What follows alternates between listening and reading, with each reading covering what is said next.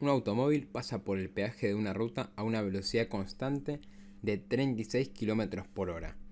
Cuando se ha alejado 90 metros del puesto de peaje, una moto pasa por el mismo puesto a una velocidad de 108 km por hora. Desarrollar el gráfico que interprete la situación y determinar las diferentes preguntas. El gráfico va a ser un gráfico que represente la posición en función del tiempo.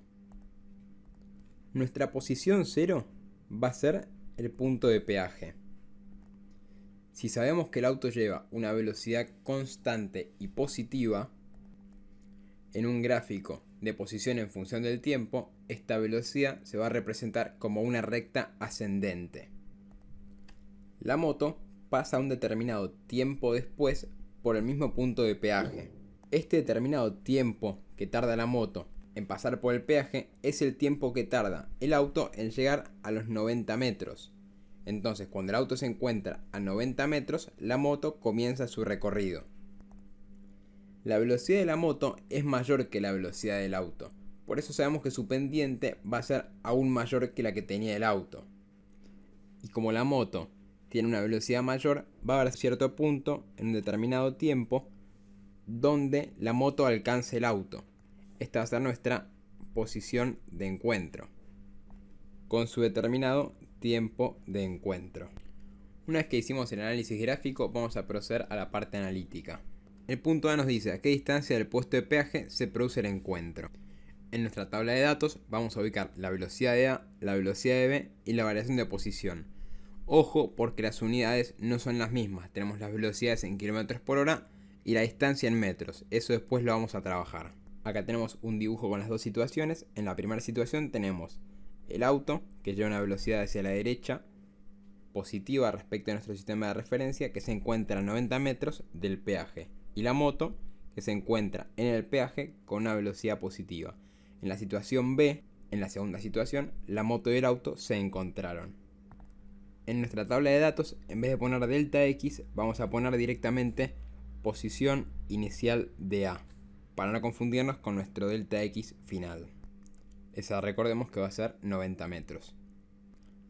La posición inicial de A recordemos que va a ser 90 metros.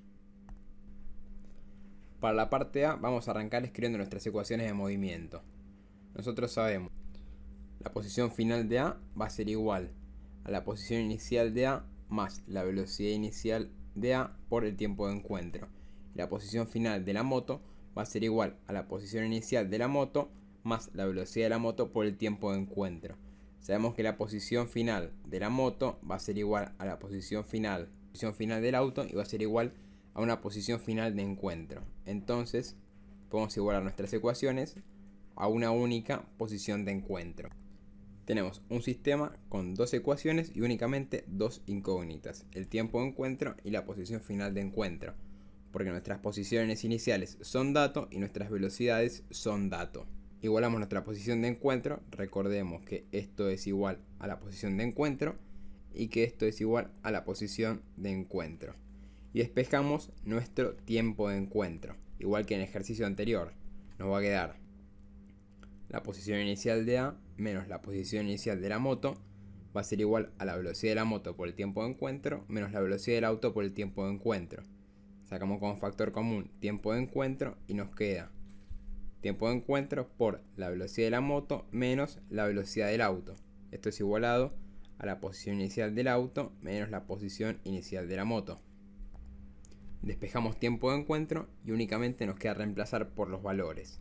Nos queda la posición inicial del auto es de 90 metros, lo tenemos en nuestro sistema de referencia, acá en nuestro esquema.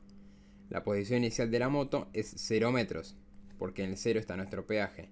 La velocidad de la moto y la velocidad del auto son datos, pero los tenemos en unidades de kilómetros por hora, así que vamos a pasarlos a metros por segundo.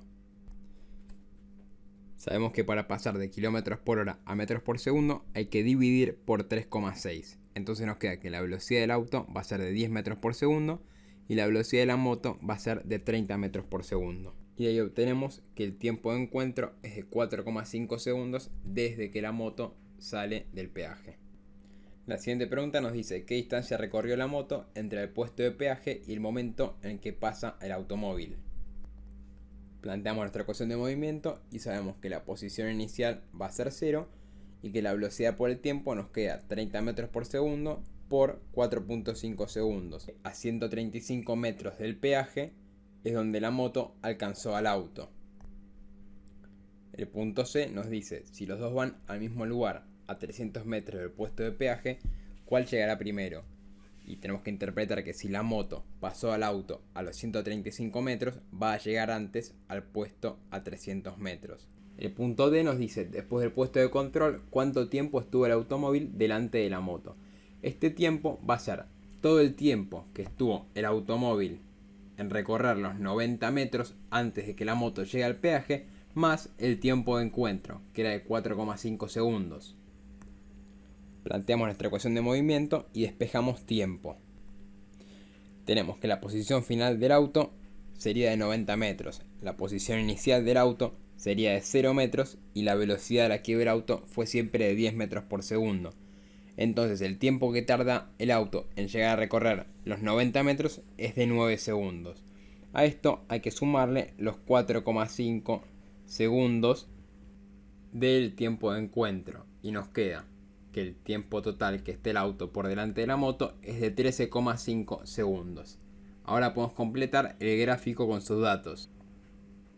Nos quedan los 9 segundos, que es lo que tarda la moto en salir desde el peaje, y los 13,5 segundos, que es lo que tarda la moto en alcanzar el auto.